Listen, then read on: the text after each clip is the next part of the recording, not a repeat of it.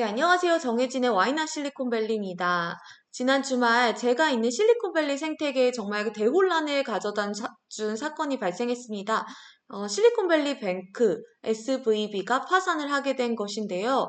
네, 이게 사실, 구제 노력을 밝힌 뒤 36시간 만에 이제 파산 처분이 내려지고 영업 정지가 되면서, 이제 정말 걷잡을 수 없이 사실 충격을 크게 줬어요. 40년 동안 이제 실리콘밸리 생태계에서 펀딩의 가장 큰 축을 담당하면서 실리콘밸리 생태계를 키웠다고 할 만한 은행이 이제 갑작스럽게 문을 닫게 되고, 그리고 전체 예금 자산의 80%가 넘는 200조 원 가량이 이제 공중분해될 위기에 처하면서 다른 스타트업에도 영세적으로 좀 도산 우려가 벌어지고 있던 차에, 사실 지난 주말이죠. 12일인 현지 시간에 이제 미 재무부에서 예금 전액을 보호하겠다 이렇게 전격 발표를 하면서 일단은 급한 불은 끄면서 상황이 종료됐습니다. 네, 그래서 사실 한국에서는 여기를 잘 몰라서, 여기 이제 한국에 있다가 진출하신 스타트업 같은 경우에는 이곳을 잘 몰라서, 인지도가 높지 않아서 계좌를 열지 않았다, 그래서 큰 피해가 없었다 이럴 정도로, 사실 실리콘밸리에서는 가장 큰 위치를 차지하지만 한국에선 잘 알려져 있지 않았는데요. 사실 이제 갑작스럽게 애도를 표하게 되면서 사실 이곳이 어떤 의미를 갖고 있었는지, 그리고 어떤 이유로 이렇게 급격하게 좀 무너지게 됐는지, 그리고 이게 여파가 어떻게 될지 점검해 보는 시간이 필요할 것 같아서 이렇게 찾아뵙게 됐습니다. 네, 실리콘밸리 뱅크는 1983년에 설립됐어요.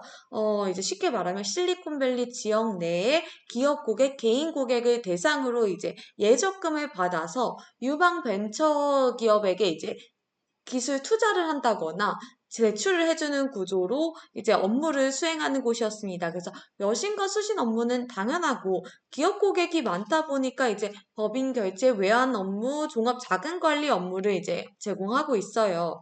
그래서 실리콘밸리 그 창업자분들, 이제 실리콘밸리에서 이제 창업을 하신 분들께 여쭤보니까 어떤 구조냐면, 스타트업에게 일단 대출을 해주고 나면 자산을 담보로 맡기는 일반 대출이 있잖아요. 근데 이거와 아무래도 스타트업은 성격이 달라야겠죠. 그러다 보니까 특허나 영업권, 앞으로의 그런 현금 흐름 전망 같은 것들을 이제 평가를 하는 체계가 잘 돼 있고, 이걸 바탕으로 이제 그 특허를 담보로 대출해주는 경우도 있지만 무담보 대출을 해주는 방식으로 해서 이제 스타트업 생태계에 큰 도움을 줬습니다. 그러다 보니까 아무래도 대출 리스크가 크잖아요. 그러다 보니까 스타트업의 재정 상황을 쉽게 이제 볼 수 있도록 이제 주거래 은행을 이곳으로 하게 해서 예금, 출금 같은 것들을 하게 하고, 또 법인카드도 여기 이 계좌를 바탕으로 발급이 받고, 뭐 지급 결제 같은 각종 업무들도 이루어지다 보니까, 뭐 최근에 가장 많이 본 뉴스들이 당장 15일에 직원들 월급을 줘야 하는데 이거 지금 큰일 났다,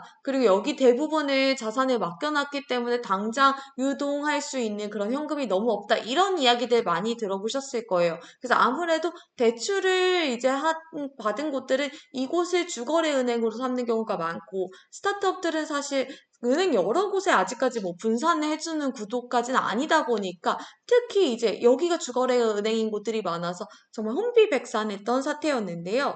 그래도 이제 대출 약관 중에 이제 그 워런트라고 해서 일정 수수료를 스타트업의 지분을 받아가지고 이제 수수료를 대체하는 개념도 있더라고요.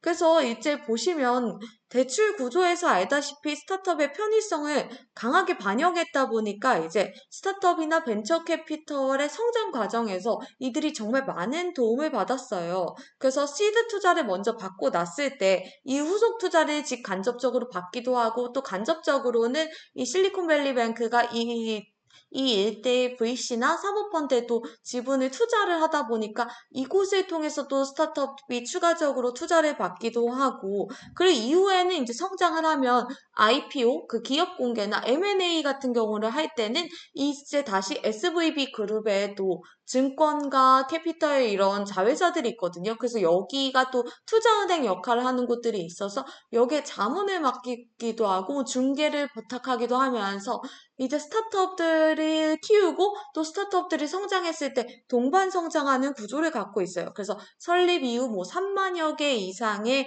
고객을 가지고 있고, 이제 이 벤처 기업에 자금을 직간접적으로 투자를 했다고 합니다.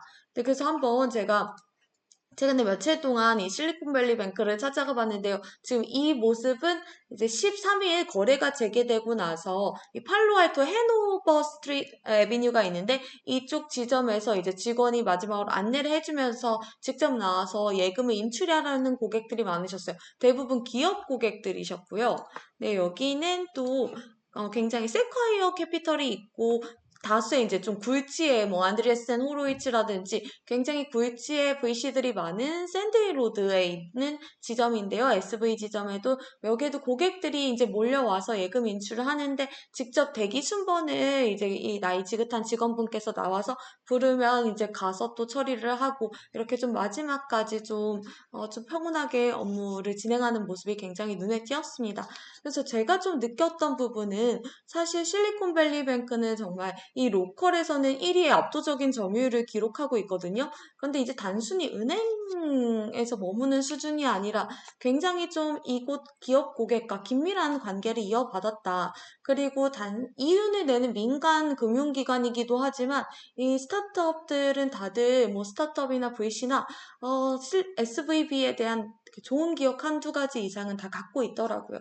그래서 이 마지막까지 사실 이 SVB에 대는 8,500여 명의 직원들이 이제 일부는 해고 통보를 받기도 했지만 일부는 이제 남아서 FDCI 소관 밑에서 이제 업무를 마지막까지 처리하면서 은행에 닿는 업무를 맡았다고 해요. 그래서 한 45일 동안 이분들이 이 일들을 처리하게 되는데 이 고객들이 이 직원분들한테 뭐 이렇게 상황이 조금 지금 다급해도 막 이렇게 불만을 토로하거나 이런 분위기가 정말 없었고, 이 직원분들도 이제 마지막까지, 당신들의 예금 자산 안전하게 보호될 거고, 시간이 걸려도 처리를 해줄 거다. 이렇게 말을 하다 보니까, 뭐, 이 고객들이 끝까지 뭐, 정말 긴 주말을 보냈겠다.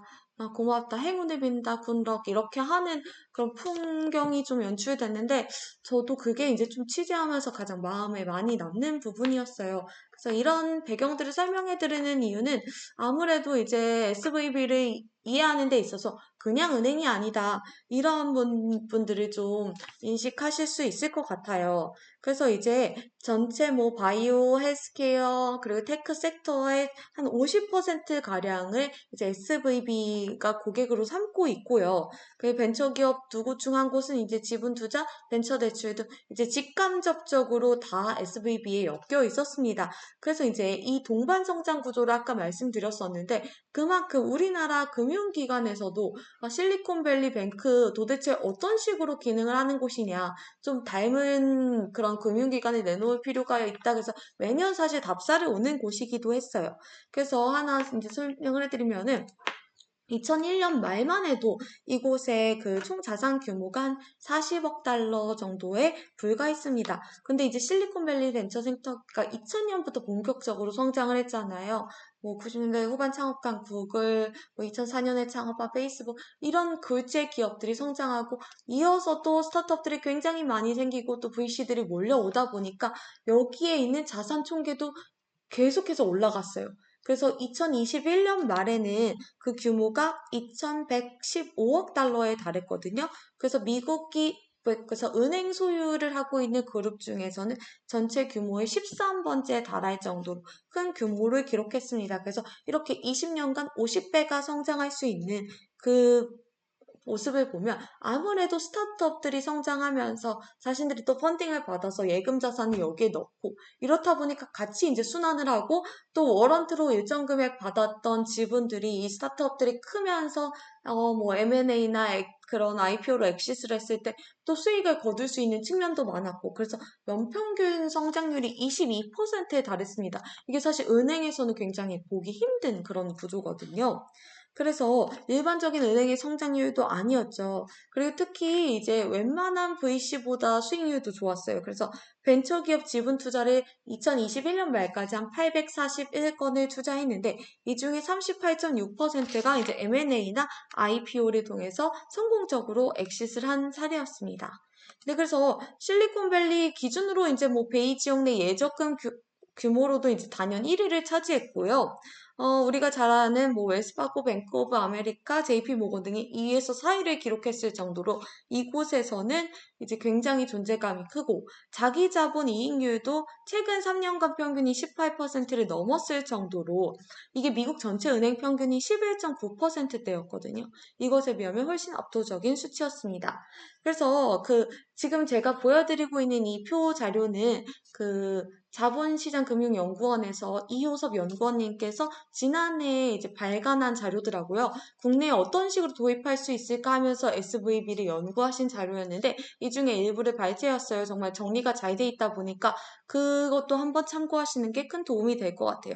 그래서 자, SVB가 왜 이제 파산을 하게 됐느냐 이걸 이해하는 데 있어서 2020년 이후에 팬데믹 이후에 스타트업 붐을 좀 연구할 필요가 있어요. 그러니까 팬데믹 동안 스타트업이고 테크 기업이고 정말 과열되게 성장하면서 지난해 이제 하반기부터 너무 많이 성장했습니다. 너무 급하게 성장했습니다 하면서 대규모 레이오프가 이뤄진 풍경들을 보셨죠. 그리고 오늘 사실 메타도 추가적으로 이제 10,000명을 해고하겠다 14일 기준으로 밝혔는데요. 근데 그만큼 이제 많은 테크 기업들이 비정상적으로 가열된 성장을 했을 가운데 아무래도 이 궤를 같이 하는 곳이 SVB다 보니까 예금 잔고가 정말 급격하게 올라가는 거예요. 그래서 뭐 2021년 말 기준으로 봤을 때 이게 한 86%가 전해 대비 그 예금 잔고가 성장을 했어요. 그리고 이 기간 동안 팬데믹을 거치면서 직원 수도 8,553명으로 이전 대비 2배가 늘었습니다.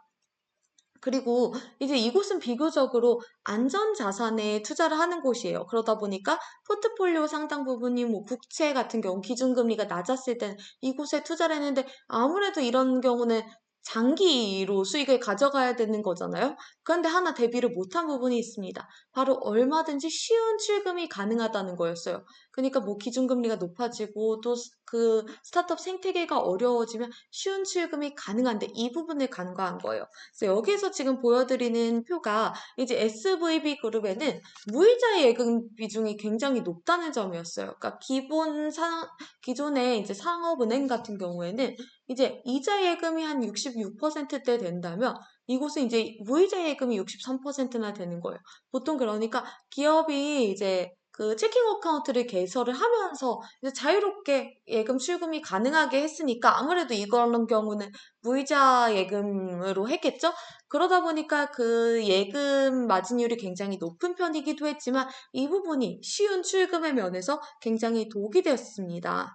그래서 지금 이런 부분이 문제가 있었는데요. 사실 SVB는 좀 대출 심사 같은 경우도 리스크 해지를 굉장히 잘한 것으로 유명해서 이제 다른 기업이나 또 우리나라에서도 이렇게 탐방을 할 때, 대출 심사 시스템을 굉장히 안전적으로 잘 만들어 놨다라고 했어요. 그런데 사실 이런 부분에 있어서는 리스크를 방지할 수 있는 심사 인력들도 초기부터 많이 투자를 해왔지만, 이제 금리가 올라갔을 때, 그리고 스타트업들이나 테크 생태계에 이제 다시 없을 이런 좀 하강기가 왔을 때에 대한 이게 많이 대량 출금이 일어났을 때 뱅크런에 대비한 사실 그런 대비 체계가 부족했다는 점이 좀 문제가 됐습니다.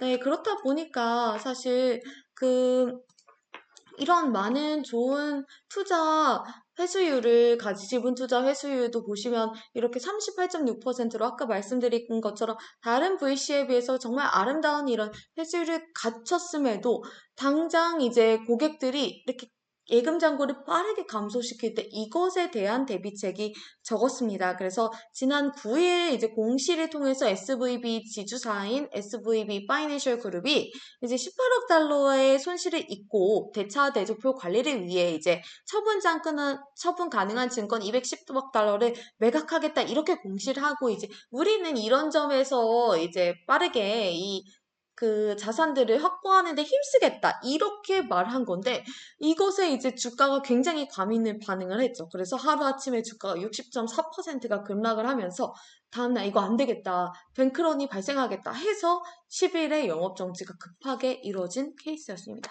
그래서 이를 두고 이제 VCG에서는 컨설팅그룹 BCG에서는 이제 평가를 할 때 테크 업계 정보 공유가 굉장히 빠르다 보니까 이것을 소셜미디어 시대의 첫 대규모 은행 파산 사태로 본다. 이렇게 평가도 했습니다.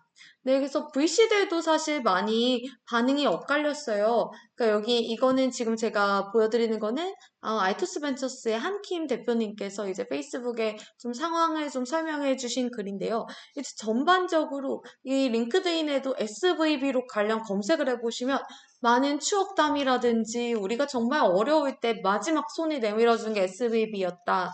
그리고 이거 사실 버틸 수 있는 상황이었는데 뱅크런이 너무 빠르게 일어난 게 이 직접적인 파산의 도화선이 됐다. 안타까워하시는 분들이 굉장히 많아요. 그리고 VC도 둘로 갈리는 측면이 많은데요. 그러니까 이 최근에 이제 이렇게 빠른 인출들이 가능했던 것들은 이제 좀 큰 규모 VC에서 일부 VC에서 지금 포트폴리오를 대상으로 지금 좀 SVB가 위험하니까 25만 달러 그 보장 한도 25만 달러만 남기고 빠르게 좀 인출을 해라. 그래서 9일에 이제 인출이 폭주한 경우들이 많았어요. 그래서 이때에 따라서 뭐 VC에 따라 정보가 엇갈렸다 이렇게 하는 곳들도 있는데 사실 이렇게 좀 러시가 되지 않았다면 좀 남아있지 않았을까? 이런 아쉬움도 나오는 거죠. 그래서 한킴 대표님도 이런 부분을 많이 이제 언급하시더라고요.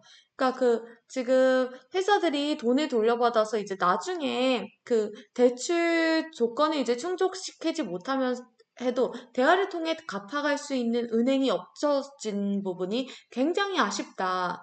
이제 돈을 빌려주는 조건을 다 이제 지키지 못해도 계속해서 이야기를 들어주는 이제 마지막 그런 버팀목이었다. 이런 이야기를 말씀을 하시더라고요. 그래서 이게 사실 SVB라는 존재가 없어지는 게 당장 8,500여 명이 45일 뒤에 실업자 신세가 되고, 그리고 뭐, 이제 그런 것들, 그리고 이제 예금 자산을 스타트업들이 돌려받게 됐으니까 그 부분은 해결이 됐겠지만, 이제 이게 장기적으로 VC 외의 스타트업들이 빌릴 존재가 없어진다는 것. 그리고 VC들한테도 이게 SVB는 정말 큰 역할을 했거든요.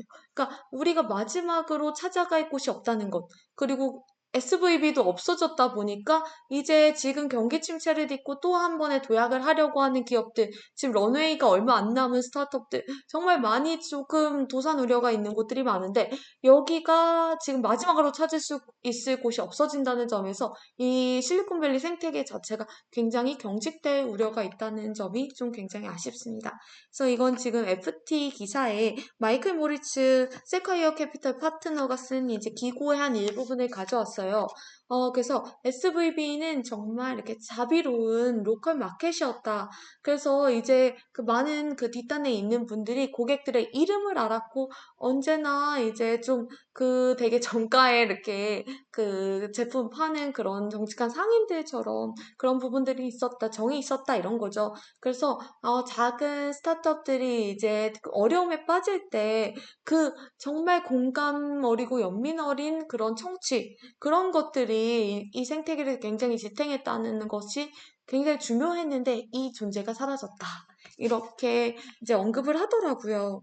그래서 지금 SVB에 대해서 짧은 애도를 바치면서 이제 이 위축된 스타트업 생태계가 또 다른 이제 그런 도전을 시작할 때 이 SVB를 파산한 SVB를 이어받아서 이거 인수해서 이제 좀 새로운 존재가 좀 나타날지 그리고 이 실리콘밸리 생태계가 어떻게 다시 회복 탄력성을 갖춰 나갈지 좀 우리가 주목해 봐야 될 부분일 것 같습니다. 네, 이상입니다. 감사합니다.